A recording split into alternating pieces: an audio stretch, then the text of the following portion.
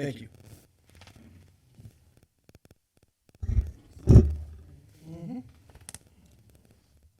Alderman Wadawa.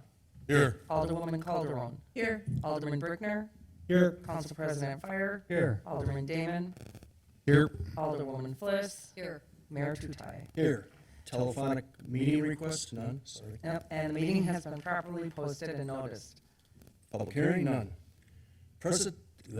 Presentation, resolution of help me out there. Commendation. Commendation for Betsy Gregg. Chief, front and center, please.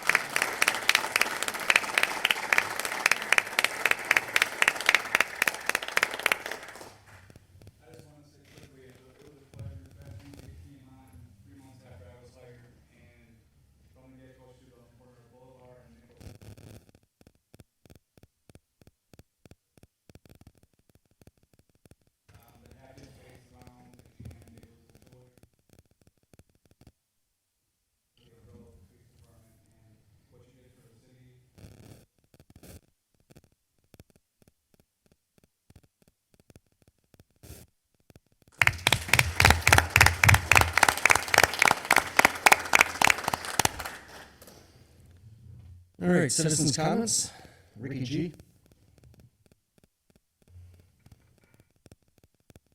He did. He's got 2 minutes starting right now. Rick Urbanowicz, what's that? 4242 South Nicholson Avenue, and I have been absent for the last 3 meetings, so that's 6 minutes. Sorry, it doesn't work that way. Really? So now you're down to 15 seconds. I just want to say that I want to congratulate St. Francis Days Committee, the Lions Club, the Civic Center, all the volunteers that spent numerous hours and days on the Labor Day weekend parade and outing. It was tremendous. It really was. As Citizen of the Year, we got to ride in the parade. A little warm out there, but it was something I'll never forget. All the volunteers that, you can't say enough. The group is getting older and older, and we can use some younger volunteers. Skip, I don't even want to mention names because I'm going to forget somebody, but Mary and I want to thank you all for all the work that you did to make this weekend such a wonderful event. Friday night I looked, there were so many people there, I thought we never had that many people on a Friday night. Then Saturday night, it seemed like it was even bigger. And then Sunday I thought, nah, it doesn't look very good for Sunday. And then all of a sudden when it got dark, all these Metalman music people came, and it was packed. So I'm glad, and I'm sure we had a nice, profitable weekend, and I want to just thank all the citizens that volunteered their time. Thank you, Rick. Is there any alderperson that would like anything removed from the consent agenda? Mayor, I'll make a motion to approve the consent agenda as listed. Second. All in favor? Aye. All opposed? Ayes have it. Recommendation of action from committees, commissions, and boards. Action to be taken from the licensing committee meeting held September 5th, 2023. Don? Mayor, from this evening's licensing committee meeting, we're looking for approvals for new beverage operator licenses for Samuel Oliski and Jeremy Rios Rivera. I'll second. All in favor? Aye. All opposed? Ayes have it. Next, we're looking for the revision of the outdoor event permit application form, the revision of the temporary extension of premises application form, and the outdoor events permits. I'll second. All in favor? Aye. All opposed? Ayes have it. And that is it from licensing, Mayor. Thank you, Don. Action to be taken from the Finance Committee meeting, none. Action to be taken from the bargaining, none. Action to be taken from the Board of Public Works, none. Action to be taken from the Planning Commission, none. Resolutions and ordinances. Ordinance to repeal, recreate Section 273-3F of the City of St. Francis Code of Ordinances concerning outdoor event permits. Marker Paul? It's a request that came out of the clerk's office. The existing code provision called for a minimum of 45 days to apply for an outdoor event permit. The clerk's office, with their great efficiencies, has found that they can process these and get the adequate notice out to residents in less time than that, and so they had requested that the ordinance be revised to require only a 30-day lead time for the application for this permit. The licensing committee reviewed this earlier this evening and has recommended that the council approve the ordinance as revised. Also move to introduce and adopt this ordinance. Second. All in favor? Aye. All opposed? Ayes have it. Thank you, Paul. Thank you. Discussion items with possible action. 2023 Capacity Management Operations and Maintenance Plan. Margaret Paul. Bill? All right, thank you. So just kind of recapping some of the things we've done over the past several months. Last month we presented on the CMAR, which you guys recall was the annual report for your sanitary sewer system. What we're talking about tonight is the CMOM, and that is the operations and maintenance program for the city of St. Francis. It's included in your packet, and you can see it's a very extensive document. What we ended up doing was recreating this document from scratch, really what was on hand previously. It was missing several sections, it wasn't up to date, and the document really needed to be reformatted in a manner that was actually going to be a working document. And that working document is really key for what the use is. We spent some extensive time going through that with Mark and Hunter and Dave to explain what the document was, to make sure that the document included all accurate information based on how the city handles things, and not only that, but also expectations moving forward. This is a required document that the municipality needs to have on file. DNR needed to have it on file, so that's been submitted, and it needs to be reviewed annually. I don't believe that has been being done on a regular basis previously, which is why we took some added time to be able to go through that with city staff. So what I'm going to have Alexis do is just go through and explain some things about the document itself, but also talk about some things that are going to be looked at over the course of the next year. Because, as I said, this is a working document, so as things change, as regulations change, the document can be updated. And really what this thing is for is so that if there is staff turnover, that there is no gaps, that everybody understands their procedures and their roles, so that there's nothing left to chance or to question. So I'm going to turn it over to Alexis, and she's going to go through some of those items. And then at the end, if you guys certainly have some questions, we'd be happy to answer those. Thanks, Bill. Hopefully you guys can hear me. So as Bill mentioned, the CMOM is more of the living, breathing document that annual report essentially checks in with. So typically it's worth noting that CMOM document is not typically submitted to the DNR. They usually require it for their records and actually requested it in the past, but didn't have it on file, so they asked that this year, when we're completing our document, that we send it to them. So that was actually sent to them on August 16th. The long-term sustainability of the operation and maintenance of your sanitary sewer system should rely upon this document. It's really that, how are these activities taking place, and what can we do in the future to improve them? So you guys have already seen the document. I'm not going to go into it word for word, but I did want to highlight a little bit, as Bill said, about what we're planning to do in the future. So the first, one thing that's noted a lot in this document is what happens in an emergency, specifically a sanitary sewer overflow. So when you get those backups occurring. So in the case of an overflow emergency, it's recommended that the city follow their overflow emergency plan, and that's actually shown within the document. However, when we showed this to Mark and Dave and Hunter, none of them had seen it before. So that kind of shows a little bit about what we should be doing moving forward. So because we had this document in the past, we actually just included it in this document and just had it as, yes, this is what we should be doing moving forward. However, for 2024, we would recommend that the city really spend some time and review this, make sure both that it's adequate and accurate, and also ensure that every person who has a responsibility laid out within this document is happy with doing that responsibility, and all the responsibilities are filled with the existing positions. In addition to the overflow emergency response plan, there's also other emergency procedures that are laid out. There's both all of the emergency procedures that are listed, which all could use a little bit of revisiting and maybe just writing out what the existing procedures are, as well as the use of mutual aid agreement. So that's just touched on briefly within the document.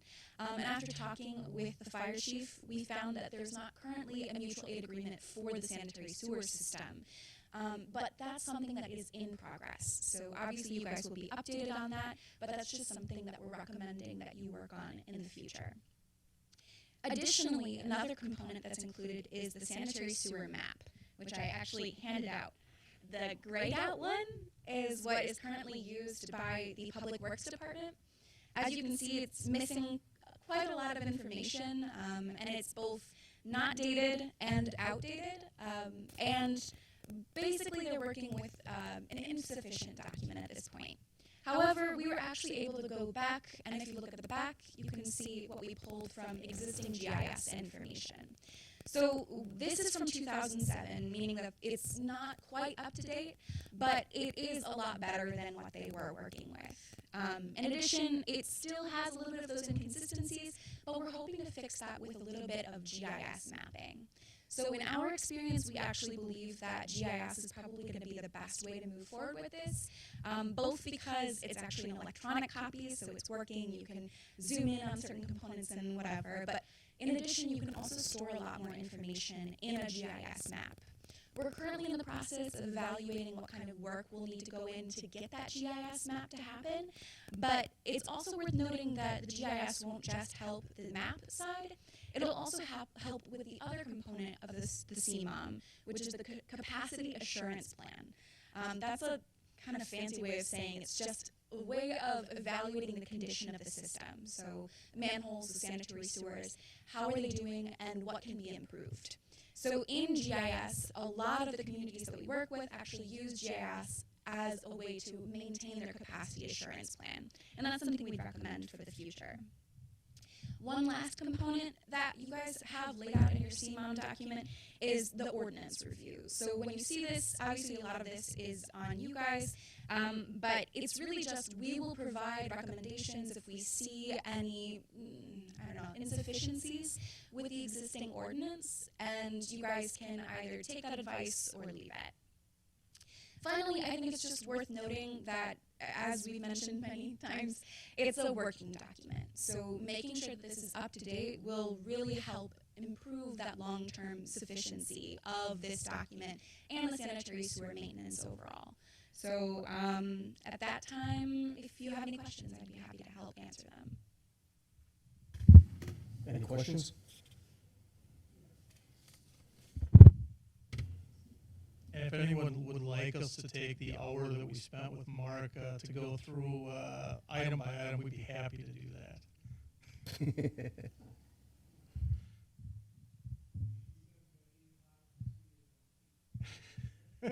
And you'll be asleep by I got a good 6. place to be.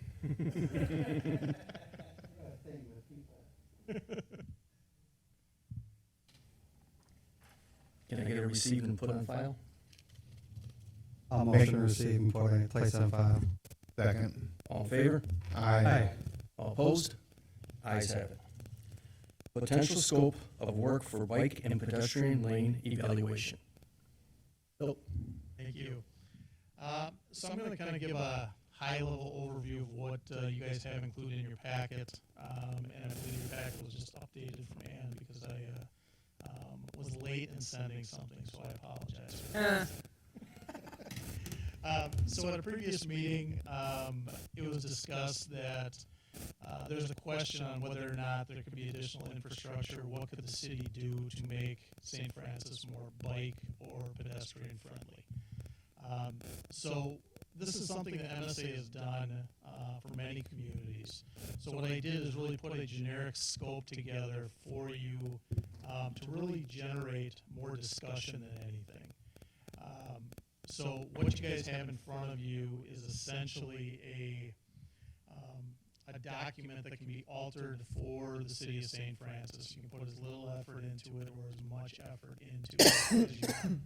Now, I didn't put any specific costs in there because really what I wanted to do was get feedback from you guys as far as how you would potentially want to proceed in the future on this. And the other thing, too, is this is just a planning document. Obviously, the major step after that is actually allocating dollars to budget to actually implement some of those items as well. So basically what I'm going to do is just touch base on how I have this laid out. And what you've got is a document that would be not just the city council, but it would also be existing staff, any stakeholders, any community members would be involved in this process typically. So what you have in front of you is essentially 10 tasks, and for the purposes of this discussion, I laid it out in 6 phases. And the first 3 phases are really trying to gather existing information. That is done from a combination of community surveys. It's done from evaluating existing GIS to actually look at your city streets and see where you have pedestrian accesses, where there is areas that you can improve on, facilities. If there's specific areas that you want to look at, saying that, when we have bikers or pedestrians, we want to focus on these areas. And then from that standpoint, it also gets community input and saying, well, this is what we would like. And, it goes down to bike counts. It goes down to identifying bike routes within the city and potential bike routes within the city. The next 2 phases, 4 and 5, are essentially the design and implementation of that. So from that standpoint, you would have design of actual infrastructure modifications that you could have, as well as identifying phasing, timelines, as well as determining what there may be possible funding opportunities to be able to do these, because certainly there are certain programs out there, safe routes to school, things like that, to be able to assist communities in funding some of these.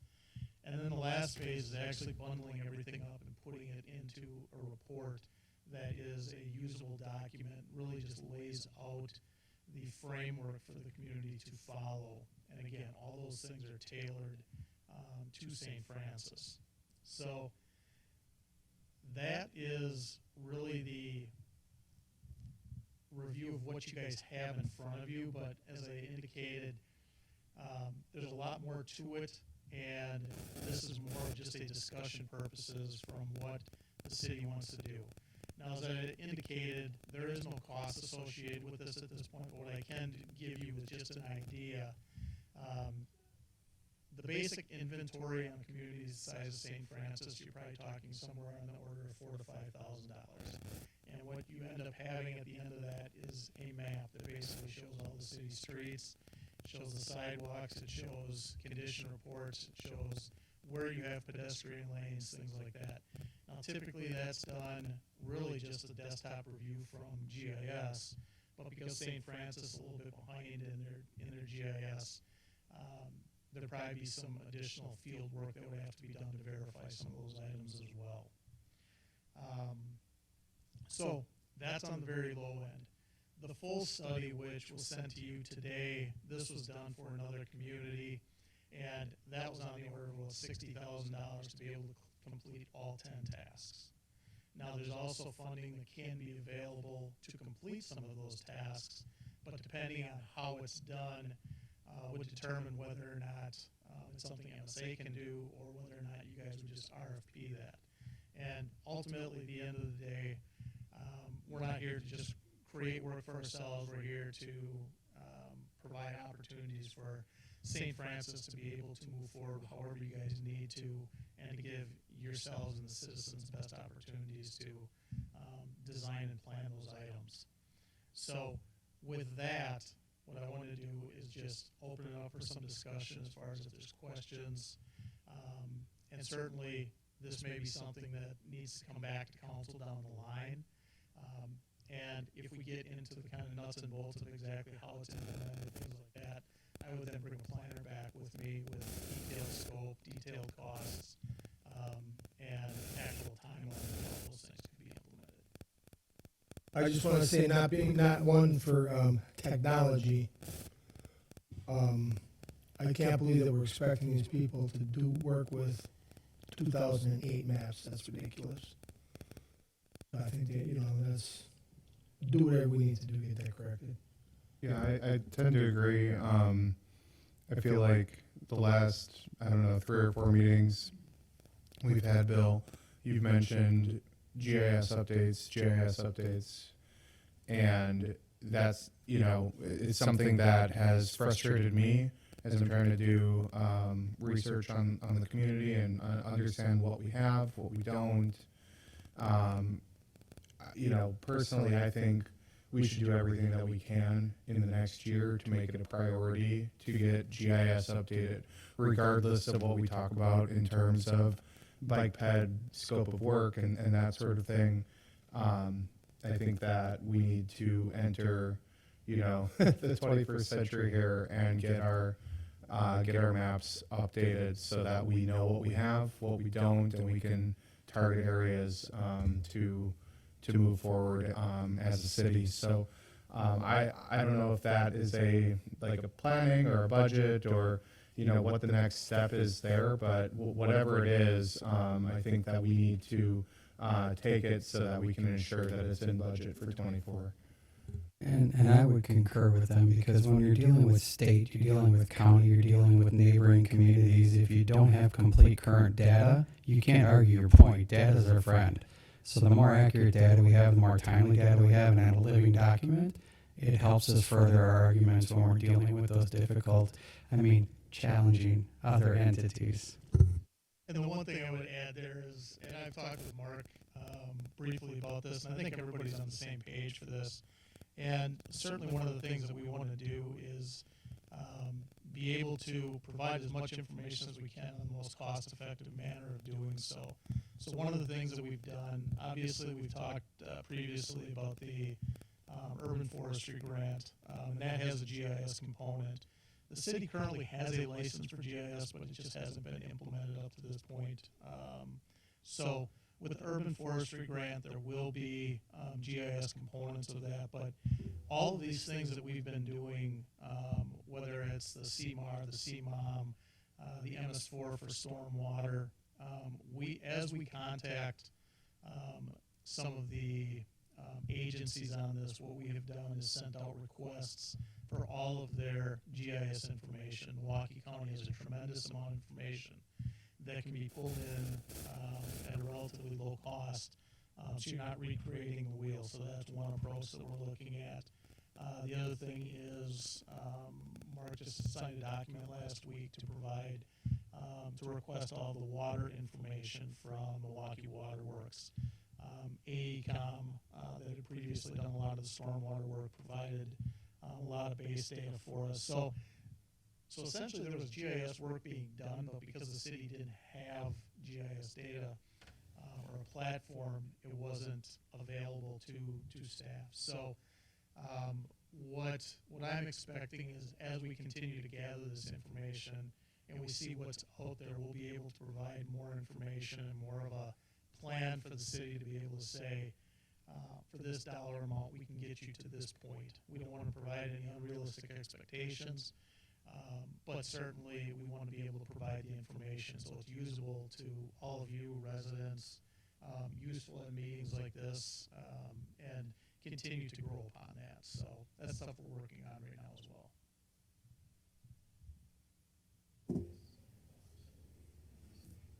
What kind of a motion are we looking here to? I want to make sure that we're all on the same page here. So what Bill is referring to with the bike ped study is not necessarily an update to GIS. The bike ped study, if you had a chance to look at Waverly's tonight, is a plan which is going to provide bike lanes on certain streets. It'll identify the streets that bike lanes would have to be placed on. So in other words, this would just be the planning phase of a bike ped study, not necessarily a GIS update. GIS has got multiple components. A bike ped lane implementation plan may be part of a GIS map, as it could be the trees, it could be your sanitary sewer, it could be your stop signs, fire hydrants, it could be a number of different things. So just to make sure that everybody understands where we're going is if you want Bill and MSA to work on a bike ped study, what Bill had indicated is it's somewhere between 5,000 and 60,000 just to provide the plan to say where we're going to start installing bike lanes within the city or where we're going to have better pedestrian access to the city of St. Francis. The implementation of that would be something that more money would have to be budgeted in order to reduce it. For instance, if we're going to put bike lanes on Howard Avenue out here, you would have to reduce lane width and paint a bike lane on each side or one side of Howard Avenue as an example, or Lake Drive or Kinnickinnick Avenue, or you may have to remove parking from one side of Kinnickinnick Avenue in order to place bike lanes. That's what the study will provide. So I guess as long as we understand what Bill is asking tonight, it's not to increase GIS, it's to start a study for a bike ped study somewhere between $5,000 and $60,000 for the city to work on in the future to implement bike ped lanes. Yeah, I think at least I was aligned with that. I think taking a step back, we are discussing GIS just about every council meeting, and I think that's certainly that's what I was latching on to, is that we have this kind of deficiency with our GIS data as it's being presented kind of week after or month after month. I agree. I would love to take the bike ped plan separately. I think that that is also a very important item to discuss. But I think just taking a step back, like, you know, and if we need to agenda that for next time to have a discussion about it, Yes. happy to do that. You know, and then we can move on with the agenda. Or this could be something we could hold over to even next year. I mean, we didn't budget for this type of thing either, so to me, Right, so, I mean, I think this is something that would have to be in the future and not at this time too. I think it's a good idea for the city, but not, we can't probably afford it at this time either. I think it just became a subject of sidebar of conversation. And I do think it's right to put it on the agenda to address it now, so when we get to budget season, we can plan. If we wait till next year, we're into next year's budget and we're waiting another year. And I think what Bill is requesting is, do you want us to budget for the $5,000 plan, or do you want us to budget for the $60,000 plan? That's what would help us make the determination on what we want to put in the budget. Does the $5,000 plan give us a roadmap, Bill? The A final preliminary roadmap roadmap to tell us whether essentially- it's feasible or not to proceed? No, the $5,000 plan would essentially give you the inventory. It's the first step to be able to see what does St. Francis currently have. But as far as like the planning documents down there, beyond that, it doesn't. Right, but by obtaining that inventory, it's gonna become pretty evident that, yeah, this is feasible for St. Francis, or no, you're kind of wasting your time. When we got through that first, There's probably some generalizations that could be made after Okay. the inventory is done. all right. Right. And again, I think this discussion is exactly what the intent was just to introduce it and not look for any type of commitment at this point, but just explain that there's a wide variety of levels that the city could take to be able to look at this, and whether you do it now or in the future, just to give you an idea. And I'm sorry if we got sidetracked on the GIS aspect. No worries, no worries. So I appreciate Mark kind of clarifying. Yeah, I think we need something more than an inventory. I also want to be sensitive to the fact that we've had inflationary pressures and, you know, other budgetary concerns over the last year that are probably going to hit our residents as we go into 2024. But I do think that we need to find and prioritize more than just an inventory. And I don't know what that middle ground looks like, but I think we should find what that is, what the deliverable is, and at least have something on paper that as we, you know, start, you know, thinking about our roads and the maintenance and things like that, that we aren't missing opportunities for bike ped infrastructure. And you raise valid points, which is why it probably should be a discussion to plan for next budget. So should we just move to place it on file, Mark? Would that be right? Or if you want to refer it to the next meeting and flush it out, so at least staff. What about referring it to finance, that they could look at it for budgetary things Okay. for next year? Okay, I will so move to do that. Does it belong in finance or planning? For budgeting purposes. No, we go to Yeah, finance. I'll move to.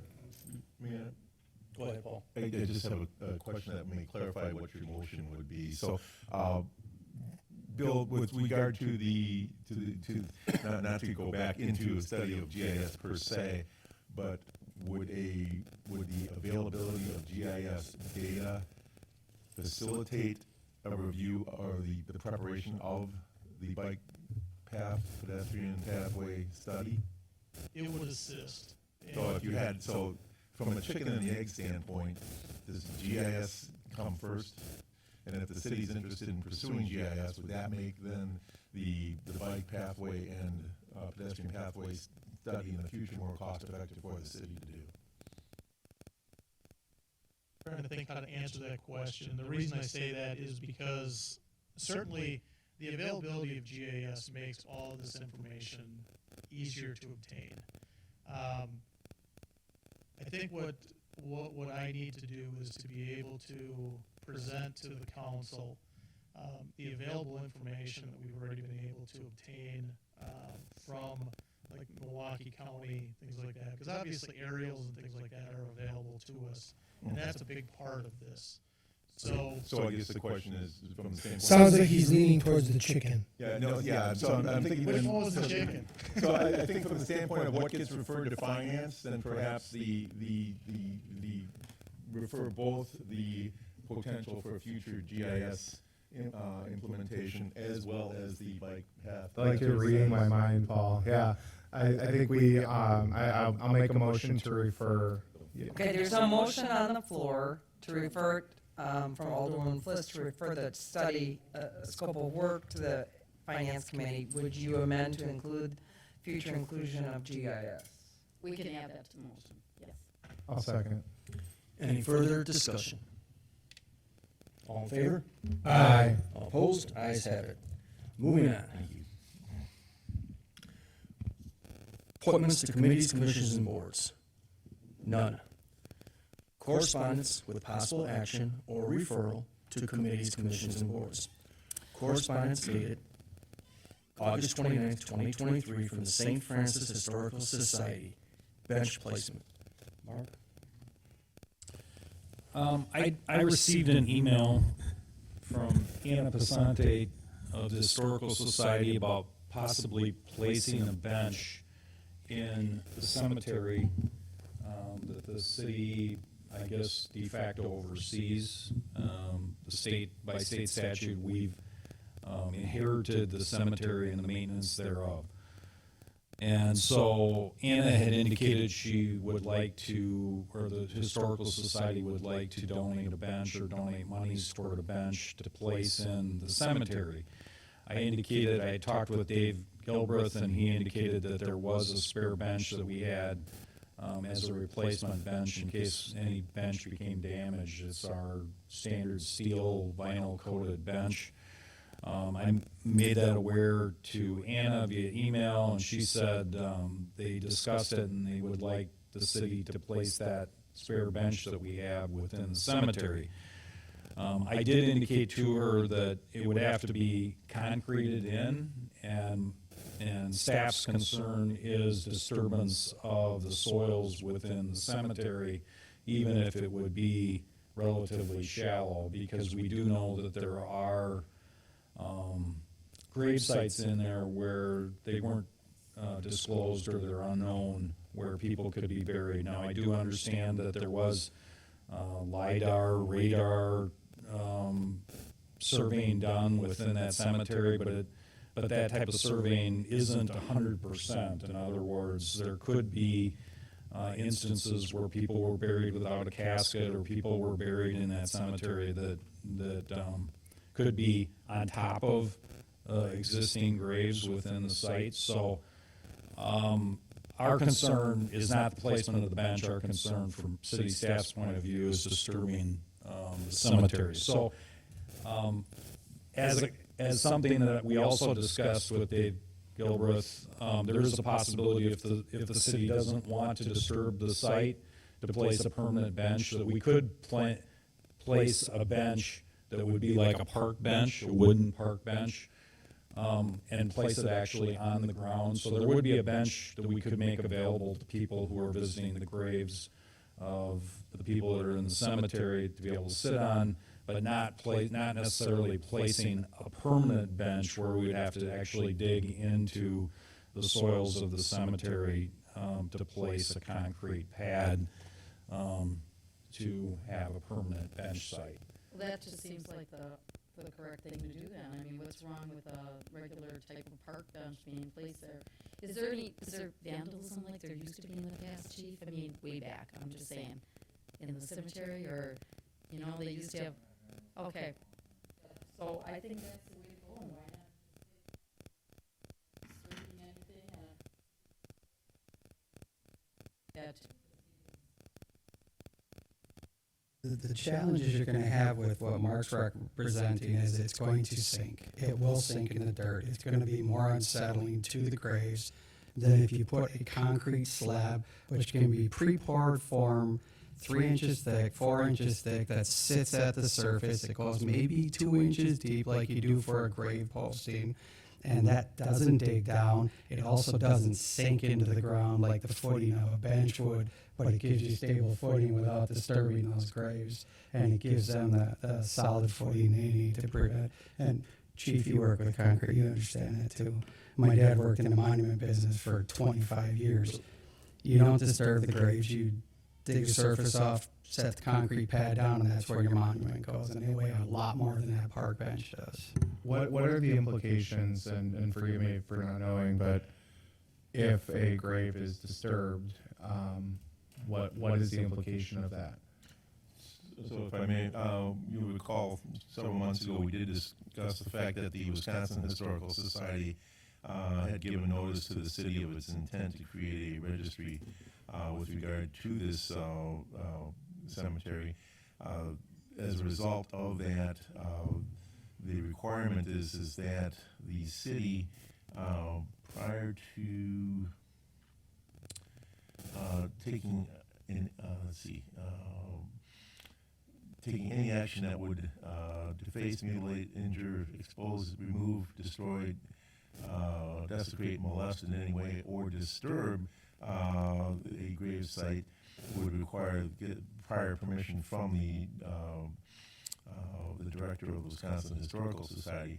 They do define disturb to mean any to refer to conduct any activity that may change, whether temporarily or permanently, the characteristics of the burial site.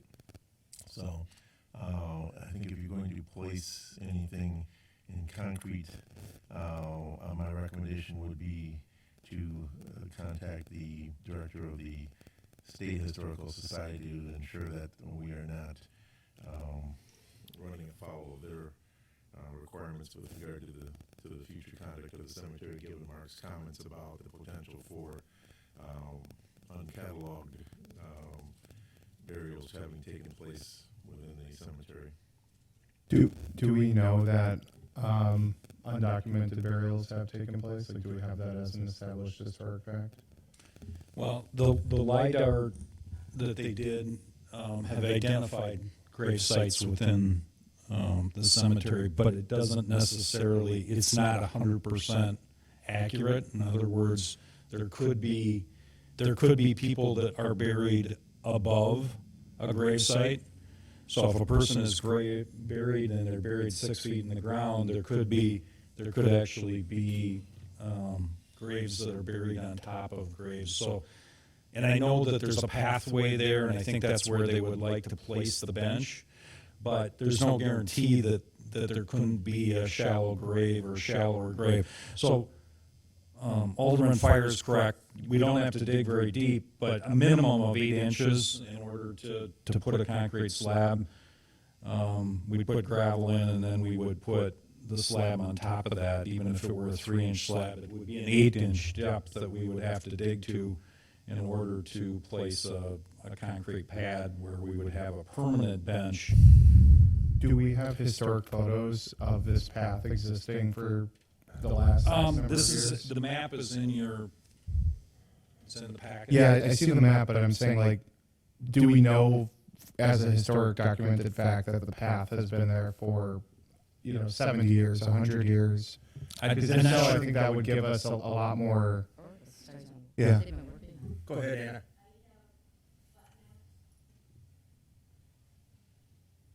Mark, is there any place on the outside of the cemetery, around there that we could place it, Well, the cemetery is raised, right? But I mean, what about before you got into it? Is there anywhere down below that we could place a bench that you're not actually up on the top there?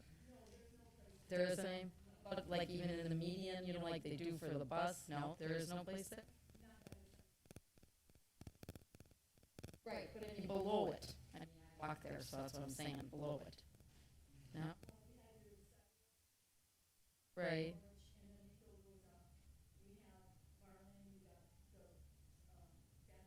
Mm-hmm.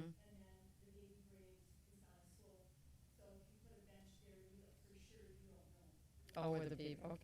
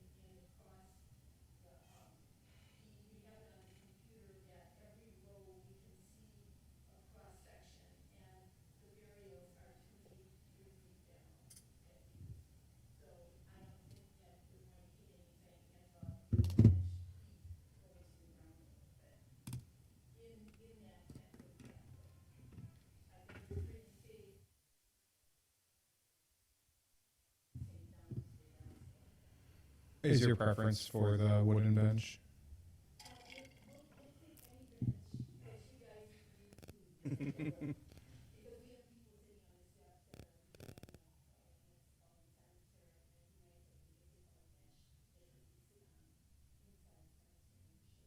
And maybe one of those would be more natural, like just a regular bench compared with the concrete. I'm just saying, more natural to the cemetery area, really, if you think about it. More like a park bench instead of. Yeah, my only concern is longevity, I think. You know, yeah, if we put in a wooden bench, we're gonna replace it in 5 or 6 years. It's not technically, the seat is made out of wood, but the frame is all, it's the green park bench that, yeah, like we have at the library or down at the park. I'd have to ask Dave Gilbreth. We maintain all our benches, so whether it's new or old, it'd be painted, it'd be repainted and yeah. I would move that we place a letter on file and we approve the regular type of bench be placed that Dave suggested with no concrete pad. That's my motion. I'll second that. Any further discussion? You're good with that? I'm good with that. All in favor? Aye. All opposed? Ayes have it. Correspondence dated August 28th, 2023, from Chief Poplar, 37th Annual National Fallen Firefighter Memorial Conference. Chief? Okay, just the request is an annual memorial conference, seminar, and training out there. Like in years past, Milwaukee Fire Department has offered to give me a vehicle to take out there. So the travel costs are far below mileage and standard lodging rates. The fees for the conference, for the training, are all sponsored, so they're all waived. So I'm just seeking permission to travel, represent the city and the state of Wisconsin again at the Fall Firefighter Memorial. So, can I just ask, Mark, you didn't sign off on that one travel authorization. Was there a reason? Probably because he sent it to me and not Mark. Yeah, I didn't see it, so. So I will, once you approve it, I'll sign it. How many are? To approve. Second that. Thank you. Further discussion? Yeah, I just had one question. How many firefighters are going? Well, because there, how many firefighters are going? Yeah, how many are? Is it just you, or is it other people too? Captain Mike Corso is going, and then a plethora of the professional firefighters in Wisconsin, Honor Guard, a lot of people that we see in this building on an annual basis. And then because of all of the fallen, all the deaths that took place through the COVID years, we're still catching up on the memorials going on the wall. So like last year we put Bob Reese on there, who was a retiree from St. Francis. Milwaukee and the state of Wisconsin have quite a few going on, either due to COVID or non-COVID line of duty deaths. So.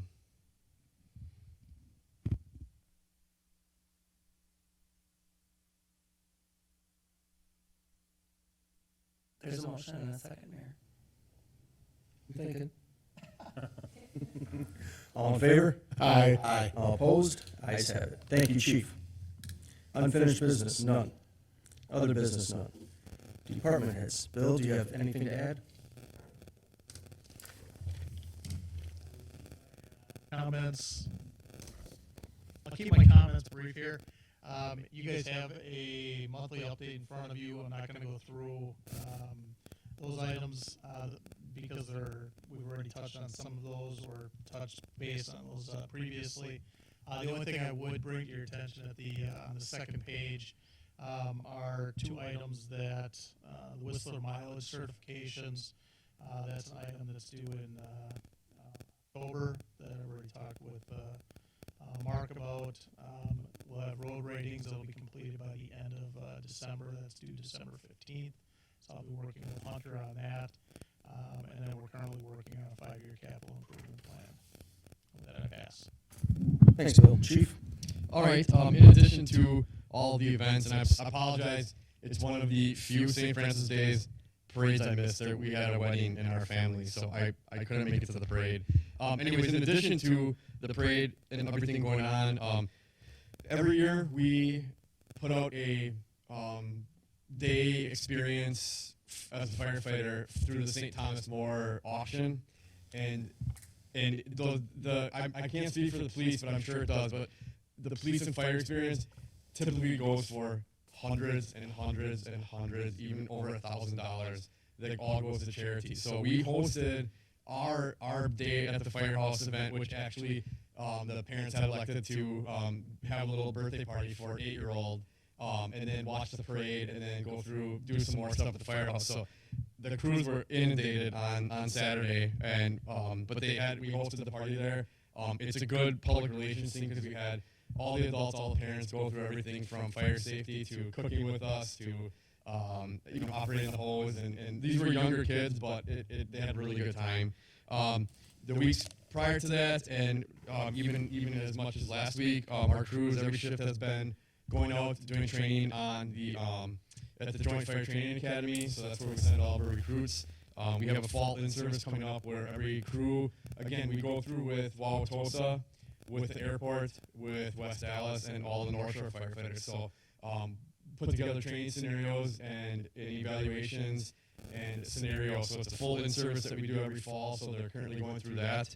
And again, stuff like that is when you might see a Wauwatosa fire engine parked in the station. So we try to do it with as little overtime as possible, and then it also allows for the crews to kind of get orientated or get some familiarization with other areas that they might be responding to. So the fall in service is going on. It's been put on a little halt because of the extreme temperatures. We don't want anybody sick.